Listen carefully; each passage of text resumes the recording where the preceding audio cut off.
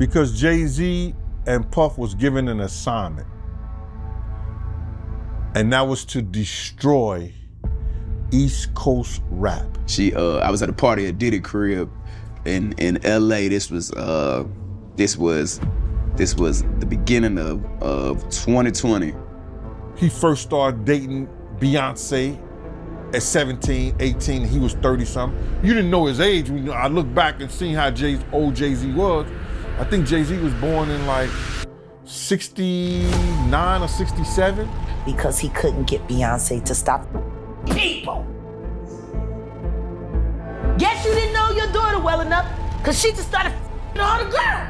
Did you see where Jay-Z and Beyonce's daughter, Blue Ivy, introduced her salon son to your song, Shake Something? Yeah, I saw that. I did see that. I mean, I ain't know how true it was or not, you know what I'm saying? But I feel like, if it come from in-house, it's validated, but that's dope. It don't surprise me. I actually met Beyonce before. That was one of the people be like, who you met? Picture a party, not just any party. A private gathering at a legendary estate in the hills of Los Angeles. The year is 2020. The world outside is on the brink of chaos, but inside, it's a different kind of fever dream. The air is thick with money, with influence, with secrets that cost more than most will ever earn. And in the center of it all, the host, a man whose name times the industry, Sean Diddy Combs. Now, it's funny, you open up Beyonce's internet, it just gets weird. Beyonce's internet. That's what we're calling that it. That belongs to the devil. Unless you calling that the devil, she ain't nothing but an employee. Oh. And half of which dumbass bitch. So, it's funny that it's crazy you say these things. Why don't nobody want to accept that? I think she went with the girl Cats.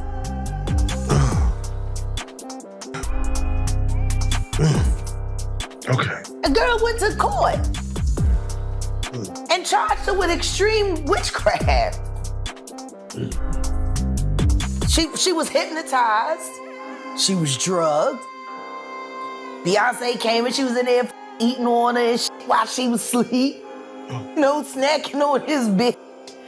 People cats. And guess what? They wouldn't give her the restraining order. They just told her to stay away from Beyonce and work for somebody else. Guess what? She's having a hard time finding work too. Which is interesting because she's a brilliant musician and she was trained at the esteemed Berklee College of Music. Handpicked by my very good friend, Terry Lynn Carrington, Dr. Terry Lynn Carrington, who put together Beyonce's entire female band, which was Matthew Knowles' idea because he couldn't get Beyonce to stop people. Guess you didn't know your daughter well enough, because she just started all the girls. Imagine you're an artist. Young, hungry, standing in that mansion, the crowd thins. The elite are asked to stay, and you're one of them. Diddy's arm is around you. He's talking about your future. And across the room, you see Jay-Z, Beyoncé, just there, in the atmosphere. A part of the furniture of absolute power. This is the story that's been whispered for years. A story about parties that became legend and legends that became targets. But this isn't just times about Diddy or his now very public legal nightmares. This is about how a single, unverified story, a swirl of rumor, a dash of conspiracy, and the immutable laws of the internet can ensnare the biggest names on the planet in a narrative they never signed up for. This is about the baby statement that got twisted. This is about the lawsuit that named names, then erased them, but the internet refused to forget. This is about why Jay-Z and Beyoncé can't escape a scandal they were legally proven absent from. Welcome to Behind the Fame where the narrative is the real product and truth is the first casualty. Let's rewind to a moment that lit the fuse. An artist, confident, on top of the world, says into a microphone, rappers are scared to work with me. Asterisk, asterisk, it's asterisk, asterisk, DaBaby, asterisk, asterisk. He's talking competition. He's talking sheer, undeniable skill. It's a brag, pure and simple. But the internet doesn't hear brag. Not anymore. Because the soil is already poisoned. The internet hears a Diddy's world is unraveling in real time. Lawsuits paint pictures of a hidden empire, of control, of coercion, of parties that crossed every line. And the term is born in the dark corners of social media. Their global fame. Unless he's f***ing my money up, I don't give a f*** what Jay's doing, to be honest. But when he's f***ing with my money, that's when I be like, you know what I'm saying? Like, enough is enough. You know what I'm saying? Like, you know, I already walked away from the block. Leave me the f*** alone. But I don't, you know, like what's going on now is like interesting to know what's gonna happen and shit. Like everyone's interested. But other than that, I never really cared what he was doing. I really don't. How is he messing up your money? You know, like if I'm trying to sell something, him and his lawyers, Alex Shapiro, putting a false lawsuit on me, like, you know, like that, devaluing anything that I have or trying to sell. But, you know, or even down to like, It's a label for the unimaginable, shocking, ritualistic, a blend of extreme wealth and alleged depravity. It's a ghost story for the digital age. So when DaBaby says scared, the hive mind connects the dots he never drew. Scared of his talent or scared of the time's gatekeepers, asterisk. Scared of the system he's succeeding in? Scared of the same shadowy forces now being alleged in court documents? His statement is vacuumed out of the world of music and dropped squarely into the world of asterisk, asterisk, conspiracy, asterisk, asterisk. It becomes evidence in a trial of public opinion that was already in session. A lawsuit is filed, graphic, disturbing, alleging horrific events at parties. And in an early version, two names appear, Jay-Z and Beyoncé. The internet erupts. Proof, they scream. The narrative locks in. The king and queen of music, present in the house of horrors. But here's the moment the public narrative diverged from the legal one. Those names, the complaint was amended. Legally, they were not present at the specific event described. Factually, they were cleared from times that times document, but try telling that to a story that's already gone supernova. The internet's law is simple. Asterisk, asterisk. Deletion is an admission. Asterisk, asterisk. Correction is a cover-up. The times idea times had been planted. The image, Jay, Beyoncé, Diddy, all in the same rarefied air, was too potent, 2 times cinematic times to discard. Why? Why does this specific rumor have eternal life? Jay-Z and Beyoncé aren't just celebrities, they are monuments. They represent the pinnacle. In any story about power and entertainment, the audience instinctively looks for the pinnacle. They are the ultimate characters for our drama. If Diddy's world was a secret kingdom, the public times needs times to believe the other kings and queens knew about. Their imagined presence validates the scale of the scandal. Reason 2, the ghost of association. Look at their history. For decades, Diddy and Jay-Z were twin titans of hip-hop culture.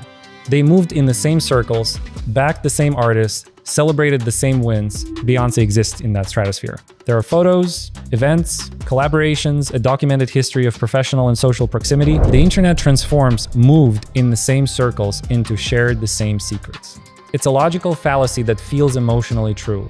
Reason 3, the hunger for the hidden blueprint. We believe success at that level times must times have a hidden cost. That the glittering facade times must times conceal a darker machinery. The public suspects a bargain was struck in the shadows. So when rumors of rituals and shrines and secrets emerge, it fits a pre-existing archetype. the Faustian deal at the top of the industry. We want that story to be true because it explains the unexplainable, that level of fame. And into this storm walks DaBaby again, given an interview. He's asked about that 2020 party. And he describes it, the vibe, Diddy taking a liking to him. And then the kicker, he says it with awe. It's a fan moment, a career highlight. But the internet hears a testimony. They hear a witness placing the most powerful couple in music times inside times Diddy's infamous orbit at the exact time these dark legends were supposedly unfolding. He never alleges anything. He just places them there. And for the conspiracy engine, asterisk location is implication. Then another voice enters the chat, Dame Dash, Jay-Z's former partner with decades of built-up grievances. He talks about business deals soured, about being blocked, about Jay-Z being ruthless like the Penguin. He says he's always stepped in and F it up every time. The narrative deepens. It's no longer just about secret parties, about a machinery of influence that extends beyond music and into silencing, into suppression. An old bitter clip resurfaces, where a commentator claims Jay-Z and Puff was given an assignment to destroy East Coast rap to keep New York rappers down. Asterisk. The pieces, however unrelated their origins, begin to form a mosaic in the public mind, a network, a system, a secret hand guiding careers, punishing those who step out of line, protecting its own in rooms where the unthinkable happens. This story is evolving by the minute. New allegations surface, old videos resurface, the narrative twists every single day. If you're not subscribed to Behind the Fame with the bell icon clicked, you're missing the real-time breakdown of the industry's biggest secrets. We connect the dots the mainstream ignores. Hit subscribe and that bell right now so you don't miss our next deep dive into what's really happening behind the fame. This is where fact fully dissolves into folklore. The freak-off is not a legal term. It's an internet-born myth, a collage of every worst rumor about Hollywood decadence, amplified by the shocking details from lawsuits. It has taken on a life of its own, a modern-day Babylon. And because it's a myth, it needs mythical characters. It needs its gods and its demons. Diddy is the ringmaster, but the crowd, the audience for this alleged spectacle, the public fills those seats with the most famous faces they can imagine.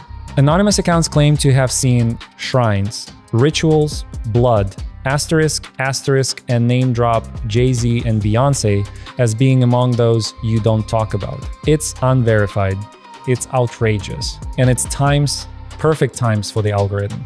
The more shocking, the faster it spreads. The lack of evidence becomes proof of the conspiracy's power. They silenced everyone, asterisk. DaBaby's asterisk casual party story gets folded into this. He's meeting in Diddy's closet, while he assumes someone might be giving Diddy a handjob under a blanket, becomes a corroborating detail of a culture of brazen, normalized deviance. He was times in the ecosystem asterisk. His words become a reluctant key, unlocking a door the public is desperate to open. And what of the artists themselves? They are trapped in a paradox. To deny the rumors is to engage with them, to give them oxygen. To stay silent is taken as confirmation. The legal system cleared them from a document, but the court of public opinion operates on a different standard. Asterisk. The standard of narrative satisfaction. Asterisk. Let's be brutally clear, there is zero credible, admissible evidence linking Jay-Z or Beyoncé to any criminal activity or the most extreme allegations surrounding Diddy. Full stop. But that doesn't matter anymore. The real scandal here might be bigger than any single celebrity. It's about asterisk, how we consume fame in the 2020 seconds, asterisk. We are no longer passive audience members. We are active narrative engineers. We take fragments, a lawsuit amendment, an old interview, a boast about being the best, and we assemble them into a story that fulfills our deepest suspicions about the world, that it is run by a hidden cabal, that all success is corrupt, and that our idols are idols. In the most ancient, terrifying sense of the word, DaBaby wanted to talk about being the best rapper alive. He ended up unwillingly testifying in a digital witch trial. Jay-Z and Beyoncé, who have meticulously built empires of art and business find their legacies shadowed by a party they probably just attended as guests. The question isn't what happened at Diddy's house. The more revealing question is, why do we need this story to be true? What does our obsession with pulling down the absolute pinnacle of success say about us? Is it a demand for justice? Or is it something darker, a desire to see the giants fall, to prove that no one gets that high without a deal with the devil we've just invented? The machines of rumor and algorithm will keep churning. New clues will emerge. The story will mutate. But remember this, in the digital age, you can be exonerated by a court and convicted by a timeline. You can be talking about music and the world will hear a confession. Your greatest achievement, being in the room with the giants, can be twisted into your greatest liability. The fame is behind you, but the narrative is always ahead, waiting to rewrite your story in the dark. This is the world we've built. This is behind the fame. Let me know in the comments. Are you following the facts or the story you want to believe? If you want to follow the facts with us, make sure you're subscribed. We'll see you on the next one.